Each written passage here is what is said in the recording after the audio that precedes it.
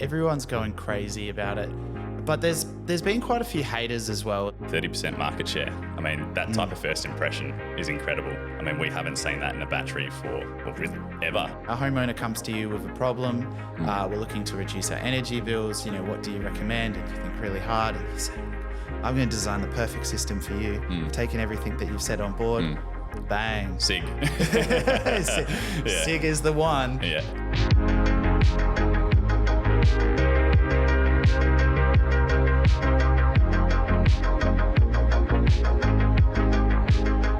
Okay, so today we're here to talk about the Sigenergy battery, the newer battery on the market. It's been in Australia, I think, it's been around 2 years, coming up to about a year in Australia, a bit over. And I'm here with Kale Wilson, one of the head designers at my company. Kale, how are you? I'm good, mate. How are you? Good. Now, I want to go through, Sig Energy today and how they've recently just kind of stormed the market, just taken over, 30% market share. Everyone's going crazy about it. There's a lot of people that really are super positive about Sig Energy and the features that it brings, the battery, the Sigenergy battery.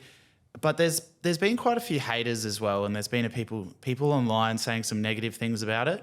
I mean, what's your immediate thoughts about the Sig Energy battery, Kale? Well, look, to be honest, I've actually been really, really impressed with how they've been able to jump into the market straight away. I mean, we were talking about this a little bit earlier about how much we've seen so many other batteries come into the market and then not be able to perform at the same level. Sig Energy in itself, I mean, as you said, 30% market share. I mean, that type of first impression is incredible. I mean, we haven't seen that in a battery for, well, really ever. I can't think of it in my time in the industry. Can you? No, I think the battery industry is hyper competitive. And it's funny, when Sig first came to the market, a few people approached me from suppliers and like, oh, I've got this new battery. And I kind of just brushed it off because in my position in the industry, I get people come pitch batteries to me all the time. And so many of them, they just, nothing ever happens. It never eventuates. Like I went to a conference in Germany, Intersolar, and there's almost thousands of batteries on the market. And previously we just kind of stuck with Tesla Powerwall, stuck with something that's tried and tested. We didn't want to take any risks. We didn't want to end up with something like the LG recall. So we're steering away from that. But Sig, they just kept pushing, and then all of a sudden installers started coming back to me and saying, hey, this product's really good. And then we jumped on and I was like, wow. I shouldn't have given you guys the cold shoulder straight away. I should have paid a bit more attention, but we were still early adopters for Sig. But yeah, I mean, what's your thoughts on that so far of coming to the market? Well, the uptake of the batteries has been really, really, really surprising in the sense of how many people that have actually requested Sig from us, right? And it's no longer as many people coming to us and saying, hey, what type of battery should I install at my home? Of course, there's still a fair amount of people that need that type of guidance, but to see that Sig Energy is actually one of the hottest requested batteries in the market, with only such a short amount of time span being in the actual market itself, it's been really, really impressive because, as you said, there's been plenty of people that have come and knocked on our door and said, hey, can you come and put this in for us? And it hasn't actually brought anything to the table. That's where Sig Energy has really sort of separated themselves from a lot of the other batteries that are out there in the market. Well, I really want to get to the bottom of how Sig got so popular so quick because, I mean, around the same time, for example, I had Franklin come in. And Franklin came in with their battery, and they say their battery is quite successful in America, and they say they're getting some traction in Australia. But I mean, we didn't get any traction with Franklin at all, none. And they started at the same position, as far as I'm concerned, 12 months ago. And now Sig is just blowing up, and Franklin didn't really take off for us. So we certainly tried to pitch it. Yeah, we tried pretty hard to pitch it, but at the end of the day, it just didn't bring enough to the table. In comparison to what Sig was bringing in. So and there's other batteries that have jumped into the market now as well that just haven't been that sort of all-in-one solution that we'll talk about a little bit more. But overall, it's been a really successful launch. Well, let's talk about the all-in-one solution. So the Sig Energy battery, they say it's a 5-in-1. It comes with a whole bunch of features. So it basically kind of covers everything from, different inverter sizes, single phase, 3-phase.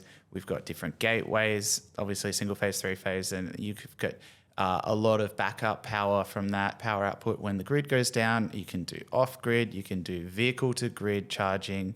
I mean, I mean, what else is there? What have I missed? I mean, are these things that people are requesting from you? Yeah, 100%. And I suppose probably one of the biggest things is the modularity of the batteries as well. And I know that we'll talk about the rebate a little bit later on, but Sig Energy with their 8 kilowatt hour or 5 kilowatt hour batteries, but we haven't really put in too many of the 5 kilowatt hour batteries, to be fair. It's been a lot of the 8 kilowatt hour options because of that modularity and flexibility in the design, especially now with, and again, we'll talk about with full home electrification, when people have those plans later on to move away from gas and you're able to have a battery system that is one, big enough to support the house, but then also be able to couple onto that battery later on as well, that's why a lot of people, and we've had a lot of modular batteries in the past, but not as energy dense as an 8 kilowatt hour battery.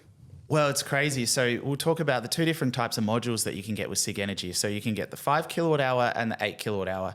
Well, now, when we started with the product, we were quoting 5s. I was quoting a few systems, 13 kilowatt hours, so 5 plus 8.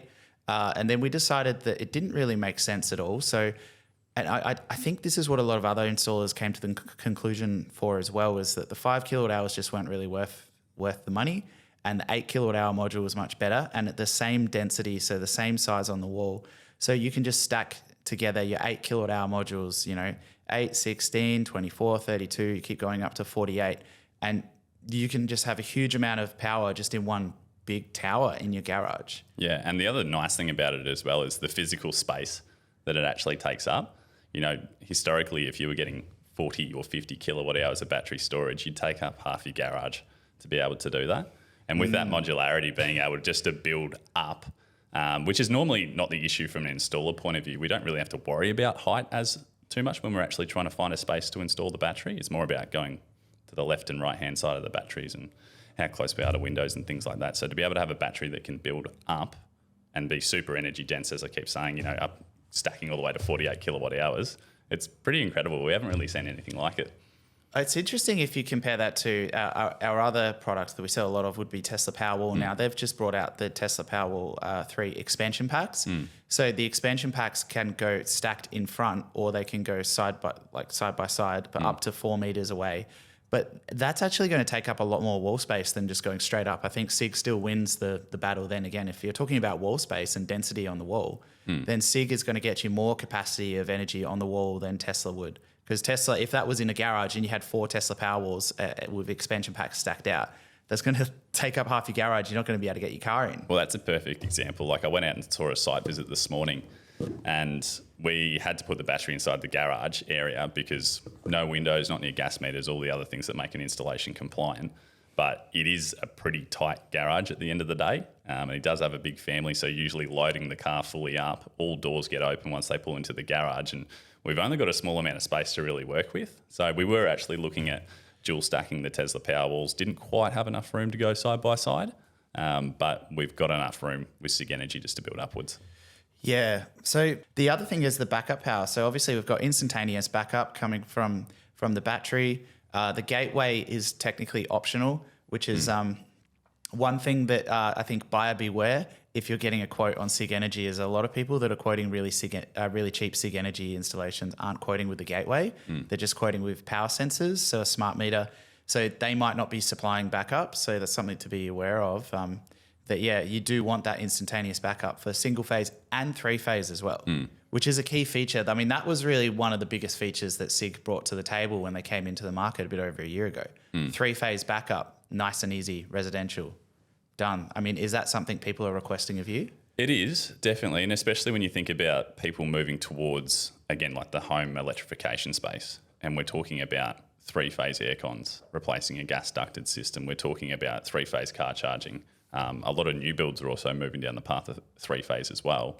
So to be able to have that solution, I mean, you think about how many times we've either questioned other manufacturers of products, or we've come to you as reps and designers and said, hey, what can we do about 3 phase? And we've been crying out for it for so long. It's just really great to see that there's actually an option in the market that can supply that type of option. And it's just super easy. We don't really need to change too much. We just swap out the energy controller at the top, which is modular, and then install a 3 phase gateway, and it's like you're done. I can't believe it's so easy. As far as installation, it's perfect. Yeah, well, that's probably the big part of the feedback that we got from the installers, right, and you could probably comment on this a little bit more, but just from my discussions with them, is that the ability to actually, like, we've already done it. We've already looked at installing some systems, maybe even a little bit prior to the rebate or around about that time, and then the customers actually requested us to come back and put some more on. And it's not like we're spending 6 hours on site trying to figure out how to put more batteries onto the stack or changing this out and changing that out. And, oh, Mr. Customer, this is going to cost you X amount to do this because, oh, we didn't think about this last time. It is quite literally just pull it apart, stack up, and obviously save a fair bit of time on materials. Yeah, the other thing that I've been really impressed with that a lot of people are asking about is vehicle to grid. So it's been something that people have been bugging me about for about 5 years, and it hasn't really been a thing. And now Sig Energy have offered a solution with vehicle to grid with basically just plugging in a modular DC charger into the stack. And it could be either 12.5 or 25 kilowatt hour DC charge. So a 12.5 or 25 kilowatt DC charger. And that just plugs in, and then you can just plug your car in. And if you've got a big solar system on the roof, you can be sending the solar energy from the roof directly down through the Sig as DC straight into the car. And now if you've got a compatible car that's compatible for vehicle to grid, you can send power back the other way. And I have a list of compatible cars in Australia here as well. So, I mean, it's not everything yet, but we do have a Geely X5, Volvo C40, BYD Atto, Ford Lightning. Hopefully, if we get Cybertruck we'll definitely be able to do vehicle to grid. So, Did the Ford F-150 up in Queensland? Have I got that right? That's already been Ford Lightning. Is it? Oh, is it Ford Lightning? Is Ford, it? Ford right. Okay. Yeah. Ford Lightning, that's our car. Like the Lightning Energy Ford. So you'd be able to do vehicle to grid. I mean, I was talking to one person. He was looking at buying a Geely X5 and just parking it in his garage and using it as a battery. Yeah, I remember this. I remember this conversation. Yeah. How are you finding vehicle to grid? Are people asking you about vehicle to grid? Yeah, quite a lot over the last probably 3 or so weeks. And I think it's because there's been a lot of talk online. I know a lot of people are watching videos of actually over in America where vehicle to grid is all compatible and people mixing and matching cars and all that sort of conversation. So there's quite a stir online about it at the moment. And then obviously that then attracts the questions from there. It's a really growing space. And I think that's pretty important to understand is that, yes, some of the cars are approved. Yes, we've got the hardware like Sig Energy with their 12.5 and 25 DC chargers, but there's still sort of limitations with the DNSP networks to actually approve everything. I mean, we've got a lot of chefs in the kitchen when it comes to legislation, especially here in Victoria. So once everyone agrees. But with Sig Energy, the reason they're the only people that's approved for vehicle to grid is because it's on the DC side. Yes. It's not AC coupled. Yeah. So they got around the regulations. It's just like bang done. They just circumvented it. And, if you've got the car, you can just plug the car in. The only thing I am told with vehicle to grid is if you do run it with your car, you may most likely avoid the warranty of your car. Yeah. But when you do the calculations on the cost of a car, if you connect it to a plan like Amber and you're doing vehicle to grid, you'll make the money back. So 100%. It's actually funny. I have this exact situation with a customer of mine that's over in St Kilda. He's got a Model 3, I believe, that's about a year away from finishing up its warranty. And he's looked at it from the sense of, okay, well, I'll put my Sig Energy systems in. I'm sure we'll be installing his system soon. We'll put the batteries in. I'm going to get the DC EV charger at some point, and then I'm just going to plug it to my car. Now, he doesn't care about the warranty at that point, and he's just going to use that car. He can't actually get rid of it at the moment. I'm pretty sure the electric vehicle market's not exactly too hot at the moment, and it's pretty hard to recover some money there. So he's just going to use it as a secondary battery, and so what on the warranties? Yeah, I mean, so far, what are the key points? We've got, the modularity, we've got the different size energy controllers, we've got 3-phase, we've got full home backup, we've got vehicle to grid. The next thing that I wanted to really touch on was the AI integration. Now, this the software that the customer uses, the homeowner app, has ChatGPT integrated with it, as well as the installer app for tech support. So, are customers asking you about that? They're probably not super aware of it so far, to be fair. It is something that we are mentioning to people, and especially if you're a home with higher loads. Right, so you go on to that fully electric home. That's where it's made a lot of sense to at least trial, because it's something you can just enable and then disable. the AI agent just to be able to monitor your energy usage, prioritize higher loads. And then, there's other things like Amber that come into it, which we'll talk about a little bit later on. Yeah. I'm just opening up the phone now to have a look at the app because... well, it's great for installers as well. Sorry to cut you off, but it's great for installers as well because, for us to be actually upon the customer's approval, be able to monitor their systems remotely. And then if there is issues, it's not only just the customer being notified about it, it's actually us as well. So it's a great way to monitor the whole fleet. Yeah. Because we just started with Sig Energy, and I'm looking in our installer portal now. We've got 100 jobs in there already, and it's probably going to be 500 jobs by this time next year, maybe more. So, it's I think good. we'll bring those numbers in. Yeah. It's funny just to talk about our numbers. So, we're halfway through the year, and we've already sold more Sig Energy than we did Tesla last year, and we weren't selling Sig Energy at all last year. That's bizarre. It basically just came out of nowhere and just skyrocketed to the number one product with everyone. But the AI integration is definitely helpful. It's like any kind of AI. You could use it or you could not use it. But one of the things I really like is the installer portal from our level. We kind of go in and you can see the whole earth and you can zoom around. That's a really cool portal. I remember walking I'm not into the even office sure when if you the had that customer gets that. But I just like logging in the morning and like looking at the earth and just seeing, here's all my systems, even though they're all in one city. Yeah, that looks like there's like some James Bond villain monitoring everything. That's what I want to be. I want to be the Bond. I was going to say I want to be the James Bond of renewable energy, or do I want to be the James Bond villain of renewable energy? I haven't decided yet. Maybe that's Elon. Elon Musk is like the villain of renewable energy. Sig Energy, maybe not. Yeah. But yeah, like the app is really good. Even the ribbons, diagrams and stuff, the graphs you get, the data is, to be honest, second to none. I think that's probably the thing I was most impressed about is the user experience in the app. I think they've really nailed the software side of things. Yeah, we get a lot of positive feedback about that, and especially once we've installed, commissioned the system, run through it with the customer, say, hey, this is how you fly everything, and especially if they've got questions later on to say, well, how do I schedule charge my Sig Energy EV AC charger? And we can sit with them over the phone, or I can actually do it for them as well if they really want to. But to be able to actually fly that, and it's super, super easy to manage and use. Whereas I've seen a lot of online monitoring tools and platforms through solar or batteries that it's just a bunch of numbers thrown at the customer and they look at it and go, well, I'll look at it once a day for the first week and then never touch it again. Yeah. And that's where Sig Energy sort of overrules that, in my opinion. Yeah, I get a lot of, how do I say this politely? More matured people that email me, what the hell's going on in my app? I don't understand. Is this working or not? Yeah. There's a bit of that. So it's good when the app's kind of clear. One of the things I wanted to talk about is there's been a lot of criticism towards Sig Energy as well. And I want to find out your opinions on this. We've heard some criticisms. People argue the build quality of, there's too much plastic, or, maybe the vents are open, so potentially someone could get their fingers in and touch a live cable. But, I am told that the Sig Energy battery operates without a fan.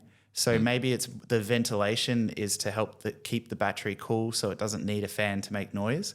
But, there's been some people that have argued that potentially this is unsafe. Do you think this battery is in any way unsafe or dangerous for kids to be around? I don't believe it's unsafe. Now, you've got your IP ratings. IP66, so that's really for weather, so water and dust. But there is sort of a bit of a practical approach that you have to have with just the general positioning of batteries around the home. We need to have some common sense there, right?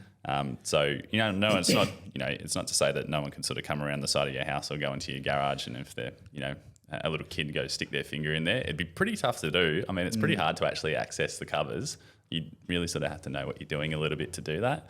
I haven't had any causes or issues or complaints about it so far. It is sort of something that I suppose we looked at a little bit, and I know a few people have concerns about it, but when it's got the IP rating, and if we're just a little bit more practical about where we position the batteries, and if you get a big stack of batteries, it's very hard for a 6-year-old to reach up 2 meters and get into the top of it. So again, someone would need to know really what they're doing for it to cause an issue.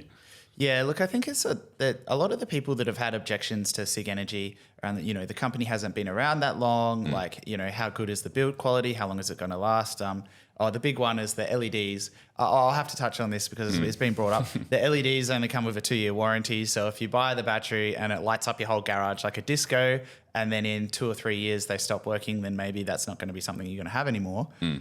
That's something that's been criticised. Does that really matter though?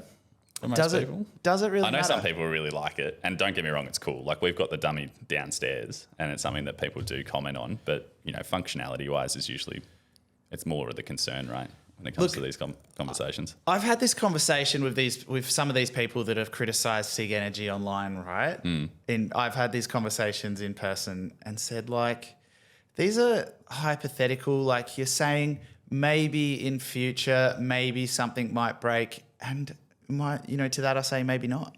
Exactly. It hasn't happened yet. Yeah. Sig Energy have had a really good run so far. They seem to have built a really good product. There's things that you could say, maybe Tesla, looks a little bit more durable. Maybe the build quality. Okay, I mean they are a bit more experienced. But I mean, even then, Sig smash them on price. So yeah, exactly. And it's even like some of the batteries that are out there at the moment. Like another one that we got on the showroom floor, like Anchor. Like that's a really polished finish with that. Like aesthetically looks fantastic. And that's when sort of people I have had make comments about the Sig, looking at the plastic covers and going, "Oh, how durable is this?" And again, like as I answered before, it's something you just need to be a little bit more practical about where you position it. But it's got all the correct IP ratings, and it's actually greater than some of the other batteries that have been before us. It's funny you say about where you position it. I watched one of the early Sig Energy installation videos, and it was an installer in Africa. And it was it's nice and cool out there for batteries. It's this African dude, he was cool, and he was like, I'm going to install the battery here, and there's a lot of crime. People come steal things, but it doesn't matter because I'm just doing my African accent. I'm not trying to. I'll probably get. I'm doing it because I love the African accent. Like I think it's great. But he's like, if someone comes and steals this battery, it's okay because it's got GPRS SIM. So as soon as they plug it in somewhere else, we'll know exactly where it is. That's a good point. That is a good point. So if you live in a high crime area like Africa or Melbourne or St Kilda, that's where I'm from. You got your battery installed out on the street. Someone comes and steals your Sig Energy battery. When they plug it back in, GPRS will tell you where it is. Drive straight to their house, take it back. Yeah, and just have a little waging war, stealing the batteries off each other. So but like there's just so much that I do like about the product, and there's so much the things that people have critiqued on haven't really happened yet. So can I touch on one thing as well, Luke, that I found really interesting about the battery storage in itself? And it's something that I find, especially now with people that have maybe got some older existing systems that are DC coupled, right? Like your Sungrows, your BYDs, there's a bunch of options that are sort of in that range. And it's about once you've actually had your first system installed, say we came around, we installed a 10 kilowatt hour battery for you first. 5 years later that you've then decided, all right, let's go put in another battery pack in because we're getting an electric vehicle. We're putting in an aircon system. But when you're pairing old DC coupled batteries in a series together onto your new batteries, new and old together, your depth of discharge actually only works at the same depth as your older batteries, if that makes sense. So you're sort of buying new batteries to work at the same rate as your older existing 5-year-old batteries, whereas Sig Energy actually has the DC to DC battery optimizers.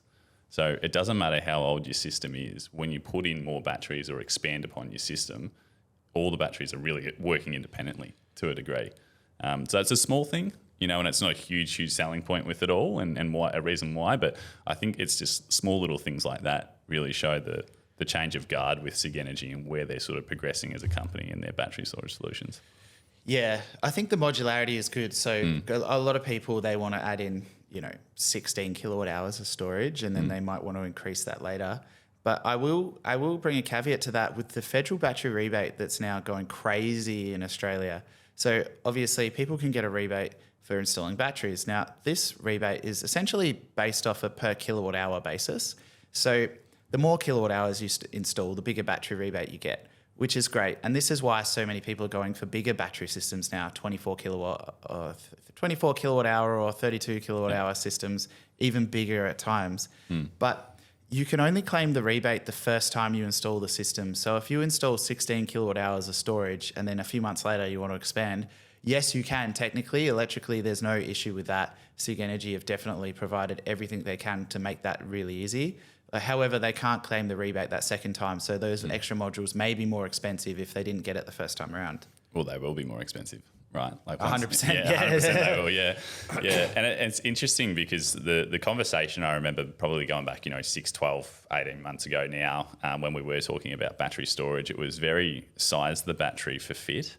And part of that was really because of cost, right, at the end of the day. Like even if people had these future plans to upgrade later. But nowadays, when we're looking with this battery rebate and actually seeing the small increments, especially with Sig Energy, of the costing from going from 8 to 16 to 24. Now, obviously, there's small amounts of installation costs there, but as we said, it's a super easy battery to install. So, the cost difference between considering a larger battery pack, I've had plenty of people that needed a 16 kilowatt hour battery, but then ultimately ended up taking up 24 just to take advantage of the rebate now, cover themselves off for future plans as well. And naturally, we have to make sure they've got enough solar and things like that.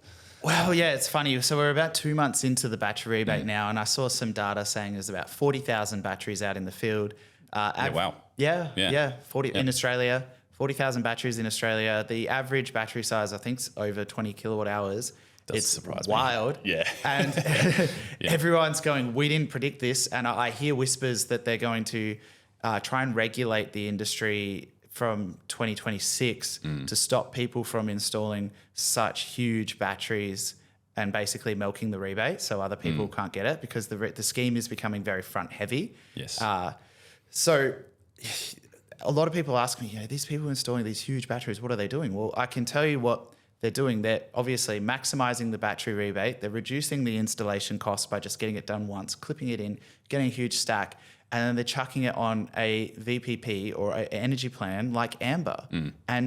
But there's people now, they've just, raked in, up to $18,000 rebate from the government, chuck their battery on Amber, fully legit. And now they're trading the energy on the energy market, buy low, sell high, just churning through, just raking in the cash. And it's interesting. There's been a fair few customers that have looked at that that don't even have any solar. They're just working on trading on the market, on the wholesale energy rate market. However, you can't get the battery rebate if you don't have solar. Oh, that's a good point. Yes. That is a good point. But you can still trade energy on the energy market. You can put a panel. Yeah. But you can still trade energy with that. Can, yes. Yeah. And it's interesting to see also how many people have started inquiring about Amber as well. Like that is almost like, as we were talking about before, vehicle to grid, and how many people are actually asking those questions. Well, Amber's becoming a very common topic of conversation, which is great to see, because how long have they been around in the market for, Amber? Couple of years. They were a small little startup, and you went and spoke with them. I went and spoke at their AmberCon conference last week, 2 weeks ago, which is a conference just for Amber employees. They have employees around the world. They're getting really big in Australia, and now they're moving to do the UK and other areas as well. Their business model is really taking off. So they're seeing that kind of hockey stick growth that everyone is, and they're in a really good position to do so. And yeah, I mean, in Australia, everyone's going, wow, like the government is giving away huge amounts of money to install batteries. This is fully legit. They support it. They want it. Okay, cool. We're going to do it.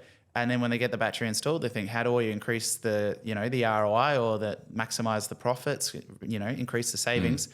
And it's always, they seem to land on Amber. We push a lot of people that way. We recommend it, and then they land there, and now they sit there and they take screenshots of their app and they send it to me and they go, look, I'm making all this money. So yeah, it's cool. And I think one other thing that's super important with Amber, because I know that there are some people that are maybe a little bit reluctant to really follow through with it and take a look at it. And look, everyone can make their own decision on what they want to do with their energy retailer. Because when you talk about Amber and when you actually start explaining it, like the difference between wholesale rates and fixed rates, and trading it at different times and spot pricing, for the average person, most people sort of look at that and go, oh, that sounds too hard. I don't want to worry about that, right? But you've got Amber Smart Shift. to be able to help out with that, which is again like the Sig Install AI agent. There's an AI agent within that Amber Smart Shift which actually calculates and works it all out for you. Needs a little bit of time to actually learn your energy usage and the spot pricing and when to buy and sell power for you, but that becomes set and forget, which I think a lot of people ultimately want to look for anyway. Well, 100%. I think a good energy plan is what ties it all in together, and that becomes their kind of home hub. So you would think about if someone was going to look at Sig Energy, right? So they might set up their whole house around it. So they're going to install Sig Energy battery. It could be a single phase, 3-phase backup. They could have an AC EV charger for their electric car. They could have a DC EV charger, which charges even faster, direct off the solar. They could then from there, they could do vehicle to grid. So vehicle to grid is another option. And then they could be doing time of use tariffs. They could be doing Amber. They could be trading energy. So they could have just this big tower in their garage that basically does everything. Yeah, like a little microgrid. Like especially when you start talking those fairly decent sized batteries up at 32, 40, 48 kilowatt hours. I mean, we had someone inquire that was looking at like nearly 90 kilowatt hours. Now, you can only claim so much on the rebate. To 48. Yeah. 50. Yeah, sorry. the 50. Yeah, can only claim the 50. But there was such a big a stack of batteries that he was having a look at, and he was literally just going to look at trading on the energy market, which is, I mean, I don't know how that would actually go. I mean, it sounds pretty promising from when I've actually seen the live readings of the Amber spot pricing on my phone, or looking on customers' phones, and you look at it and you go, damn, electricity's only X amount during the middle of the day, but we're all getting charged 35 cents a kilowatt hour. And then, of course, on the other hand, it spikes right in through the nighttime. And then that's obviously when you sell. And that's some pretty serious numbers, sometimes in the dollars per kilowatt hour. Yeah. Well, I mean, the last 24 hours, I've been actually watching the Amber spot price, and I'm watching it at now. The live energy price is 10 cents. This is the middle of the day. This is 12 p.m. here in Melbourne. It's not too sunny. But the feed in is zero currently, but usually I see the feed in at 10 cents during the middle of the day, which is still good. And then, the buy price might go up to 35 cents or something in the night on average. But the sell price, I regularly, it goes, 20, 30 cents as well in the peak hours. So if you've got a big stack, or you're using your car and you're doing your car vehicle to grid with your car, like it's all just connected in one app. Or you have the Amber Smart Shift and you have the Sig Energy app. And between those two things, it's just be churning out money, really. Yeah. And I think, and again, like making it all basically automated for you as well. It just means the everyday Australian, once they've got their battery in and they've got their car charger and their Amber Smart Shift ready, you can sort of just put your feet up and move on with life after getting the solar and battery and car installed. So, yeah, it provides a really good opportunity. I'm just looking at the other features as well. So, I mean, there's hybrid inverter, which just seems more maybe if you're getting a system without a battery but add one in later.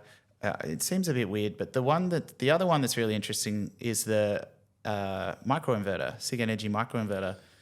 Have many people requested a microinverter? No, but I'm sure they will now after watching this. It's not available in Australia. Exactly. Yeah. So, I mean, I have had a few people look at it. I know that when you were over in Germany, you sent some of the photos through to us and we went, oh, okay, that's pretty interesting because obviously we love Enphase as well from with their microinverters going back of panels.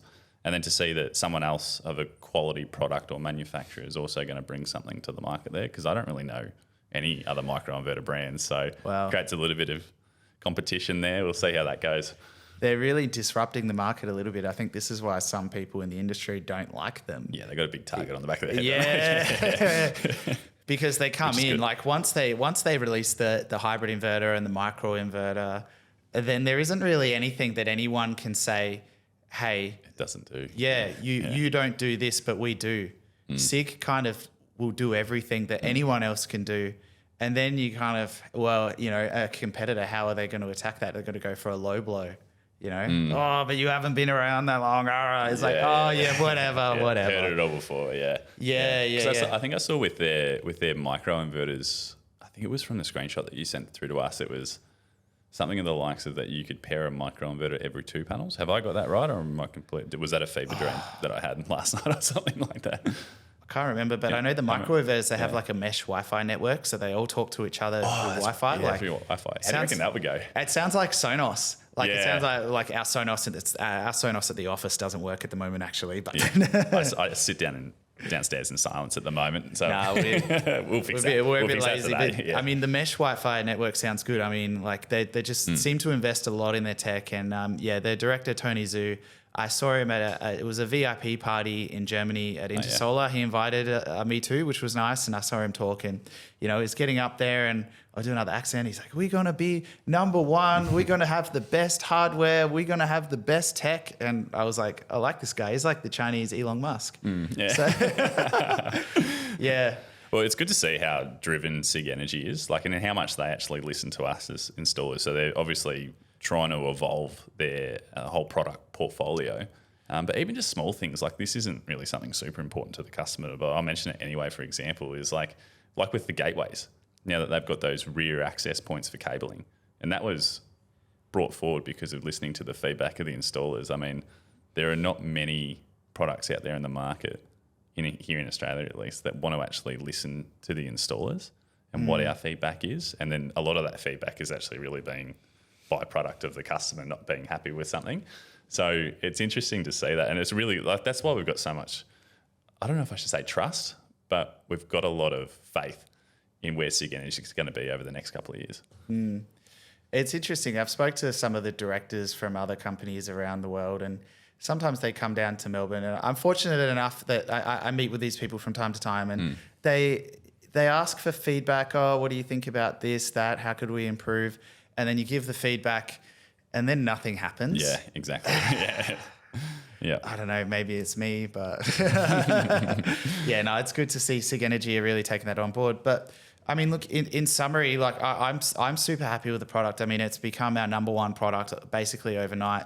It's taken Australia by storm, has all of the features that we require. I can't really think of anything it can't do.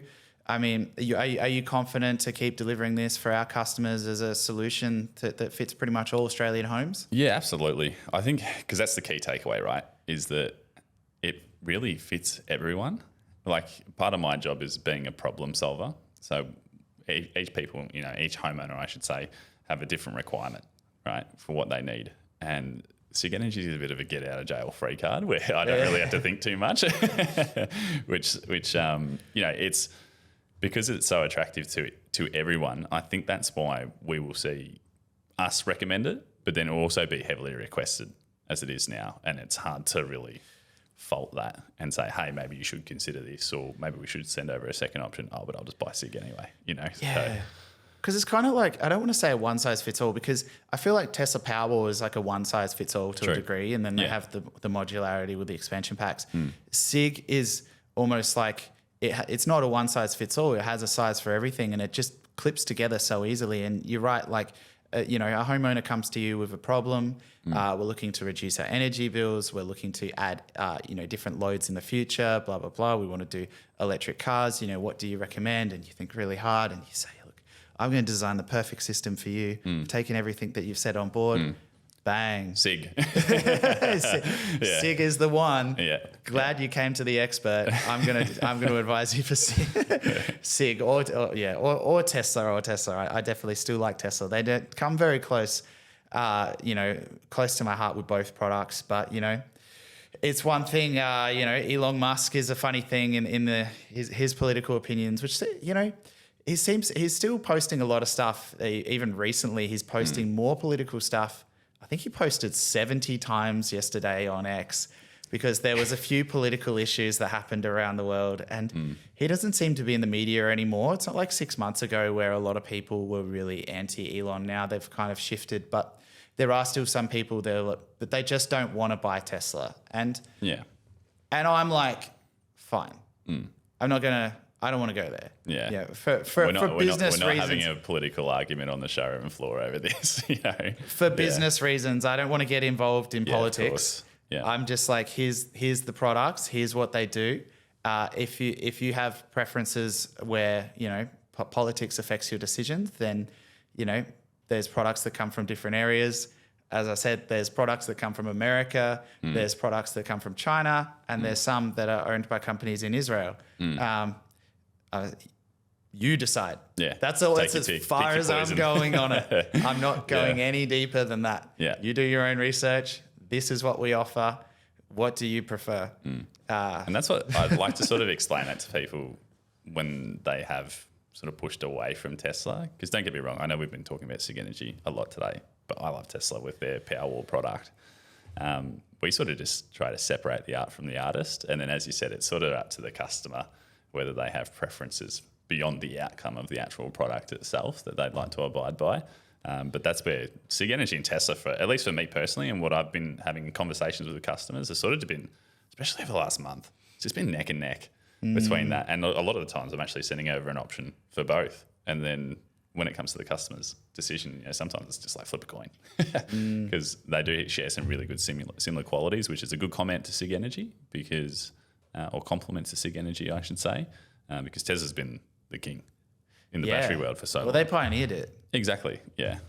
Yeah, they've been really at the top, but it's funny. I do like to, in my own time, dig into, who owns these companies, who owns these shares, and then who owns the parent company that owns the other company that's like some like Royal Dutch Shell. Really, you can link it right back to like the Rothschilds bought this in 1900 and then they've owned this and they were in oil and gas and then they bought this company and they're doing renewable energy and oil and gas. It was like, it just makes my brain explode. And I'm just like, look, all right. Yeah, we're getting deep now, aren't we? Yeah, we're getting too deep. And I'm like, look, I mean, here's your top options. Here's Tesla, here's Sig, here's Anchor. What do you reckon? Here's the difference, pros and cons. Let's just look at the product and the merit of the product and the build quality and the features it has and just go from there. Yeah. But yeah, look, I mean, I'm super happy with Sig so far. There's no criticisms from me or anyone at Lightning Energy. I think the product's great. You obviously think the same. Yeah, share the exact same thoughts on that as well. It's pretty hard to fault it at this stage. It's innocent till proven guilty. Well, look, I mean, they say it's a new company. Time will tell. And anyone who comes to me and has the objection of saying it's a new company, I say, well, maybe you should consider Tesla. And then they go, but I don't like Tesla. I'm like, well, these are the options, Exactly. Yeah. Exactly. But okay, cool. All right, look, I think that's been good. I think we've gone over all of the benefits and all of the pros and potentially cons. I think I like to be very transparent and put all the information on the table and then let people decide whether they think Sig Energy is something they want to invest in for their home or not. Yeah, I agree. Yeah, and there's nothing else that I can really think of to touch on it with pros or cons. So I feel like we've covered everything. Cool. All right. Well, thanks, Kale. All right. Thanks for having me. Sig Energy, what do you guys think? Let us know in the comments what you think of the new Sig Energy products.